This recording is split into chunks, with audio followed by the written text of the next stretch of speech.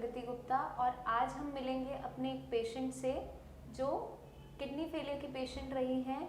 2.5 महीने ट्रीटमेंट लेने के बाद बहुत अच्छी रिकवरी शो की है। अब हम शिवानी जी से खुद ही जानेंगे कि क्या कंडीशन थी, क्या क्या परेशानी हुई, कैसे शुरुआत हुई बीमारी की और अब वो कैसा फील करती हैं। तो शिवानी जी मुझे बताओ कि एक्चुअली में बीमारी स्टार्ट कैसे हुई, आपको पता कैसे चला कि किडनी की दिक्कत हो गई है? मेरी डिलीवरी हुई थी डॉक्टर, तभी मेरा यूरिन आना बंद हुआ। मेरी हर पार्ट पे जैसे अफेक्ट हुआ था उस टाइम पे। ठीक है। इन्फेक्शन हो गया था बॉडी में, हार्ट भी डैमेज कुछ हद तक और किडनी भी। और 9 मंथ्स उस टाइम पे कंप्लीट हो गए थे? नहीं, प्रेगनेंसी 8 मंथ हुआ था, 9 स्टार्ट हुआ 9 स्टार्ट हुआ था। फर्स्ट डे था 9। फर्स्ट डे था। प्रेगनेंसी के दौरान कोई बीपी का आपको हिस्ट्री कभी नहीं रही है? पहले फर्स्ट डिलीवरी में भी, अब भी कुछ ऐसा नहीं था? कभी नहीं। ठीक है। तो और क्या दिक्कत महसूस की थी उस टाइम पे? यूरिन आना एकदम अचानक से बंद हो गया था? अचानक से बंद होगा। जब डिलीवरी हुई उसके बाद 10-12 दिन तक मेरा यूरिन ही नहीं आया। यूरिन बिल्कुल पास नहीं हुआ था? ठीक है। तो फिर हॉस्पिटलाइज रहे इतने दिन?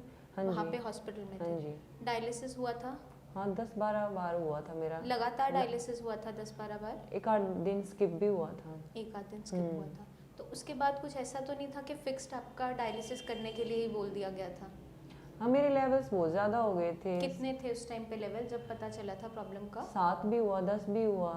जब मैं यहाँ पे आई थी ट्रीटमेंट के लिए तब मेरे लेवल 7 पे थे। ठीक है। कुछ उस टाइम पे सिम्टम्स आए थे, उल्टी वगैरह, कोई भी ऐसी परेशानी? स्टार्टिंग में थे, जब बीपी भी ज़्यादा रहता था और क्योंकि मेरा यूरिन भी तब ज़्यादा पास नहीं हुआ, थोड़े थोड़े दिनों में फिर स्टार्ट हो गया था आना। तो उसके बाद फिर वोमिटिंग भी कम हुई थी मेरे को। ठीक है। डायलिसिस के बाद कुछ इम्प्रूवमेंट आनी शुरू हुई थी उस टाइम पे? जब डायलिसिस हुआ यूरिन आना शुरू हुआ था या नहीं आता था ठीक से?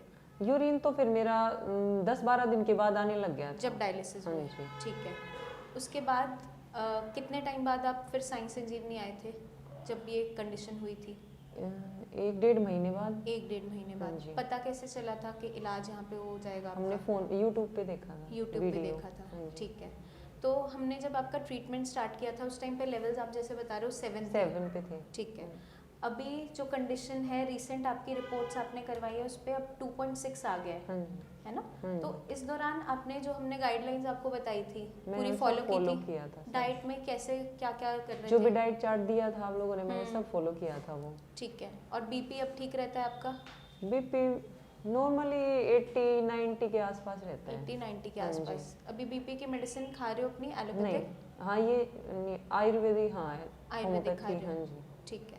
अब आपने क्या करना है, बीपी की चार्टिंग अच्छे से डेली करनी है। नीचे वाला जो बीपी है वो 80 से बिलो होना चाहिए आपका।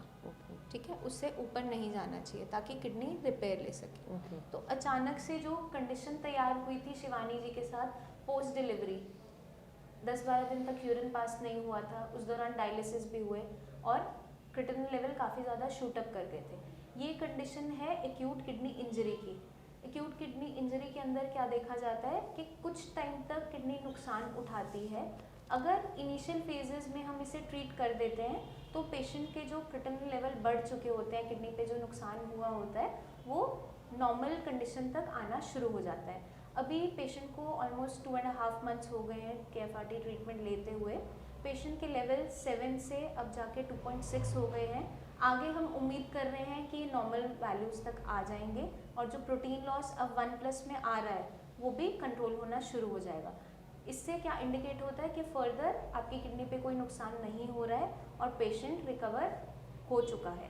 बट हमें कुछ चीज़ों का ध्यान रखना होता है। एक्यूट किडनी इंजरी की जो कंडीशन है, इनिशियल फेज में अगर अनट्रीटेड चली जाती है, हम इस चीज़ पे ध्यान नहीं देते हैं, तो आगे चल के क्रॉनिक किडनी डिजीज़ में यही कंडीशन कन्वर्ट हो जाती है।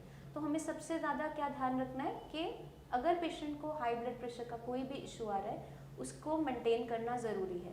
तो अब शिवानी जी आप भी अपनी बीपी की चार्टिंग डेली करोगे। डायस्टोलिक बीपी नीचे वाला जो लेवल होता है, नॉर्मली जैसे 120-80 होता है, तो आपके लिए हमें नीचे वाला जो 80 है वो लोअर साइड ही चाहिए, 90 तक वो नहीं जाना चाहिए। तो हम नमक को मैनेज करते हुए बीपी की मेडिसिन के साथ में सेंधा नमक लेना है, बहुत लाइट लेना है। ठीक है, बिल्कुल लाइट। बट अभी भी अगर 90 जा रहा है तो हमें ध्यान देना पड़ेगा, मेडिसिन की हेल्प से उसको मैनेज करना पड़ेगा। तो अभी हमने देखा शिवानी जी के केस में, एक्यूट किडनी इंजरी के केस में बहुत अच्छी रिकवरी शो की है पेशेंट ने। हमें क्या ध्यान रखना है, इस इनिशियल फेज में ही ट्रीटमेंट को स्टार्ट करना ज़रूरी हो जाता है। अगर किसी भी पेशेंट में इनिशियल ये कंडीशन तैयार होती है तो आगे इसे बढ़ाना नहीं है, नेग्लिजेंस शो नहीं करनी है, इसे स्टार्टिंग स्टेज में ही ट्रीट करवाना ज़रूरी हो जाता है, क्योंकि एक्यूट जो स्टेज होती है वो इनिशियल स्टेज होती है, वो क्रॉनिक में कन्वर्ट ना हो, वो परेशानी बढ़े ना, उससे पहले ही हमें ट्रीटमेंट स्टार्ट करना ज़रूरी हो जाता है। जैसे हम सभी जानते हैं, prevention is always better than cure. तो अगर हम स्टार्टिंग के फेज़ में ही चीज़ों को पकड़ लेते हैं और वहीं पे इलाज शुरू कर देते हैं तो हमें आगे की कॉम्प्लिकेशन से हम लोग बच जाते हैं। आगे चल के जो परेशानियां तैयार हो रही होती हैं उनको हम इनिशियल फेज़ में ही रोक लेते हैं। तो हर एक पेशेंट से यही रिक्वेस्ट है कि अगर आपको कोई भी ऐसे सिम्टम्स आ रहे हैं या आप नोट कर रहे हो कि मेरी किडनी में कोई परेशानी तैयार हो रही है, यूरिन के अंदर झाग बन रहा है, प्रोटीन आ रहा है, KFT डीरेंज होना शुरू हो गया है, क्रिएटिनिन बढ़ना शुरू हो गया है, BP शूट अप कर रहा है, तो आपने इसको बिल्कुल भी हल्के में नहीं लेना है। जैसे शिवानी जी के केस में अभी शिवानी जी ने बताया कि इनिशियल फेज़ में ही वो चीज़ पकड़ में आ गई, तो अब हम इस बीमारी को मैनेज कर पा रहे हैं।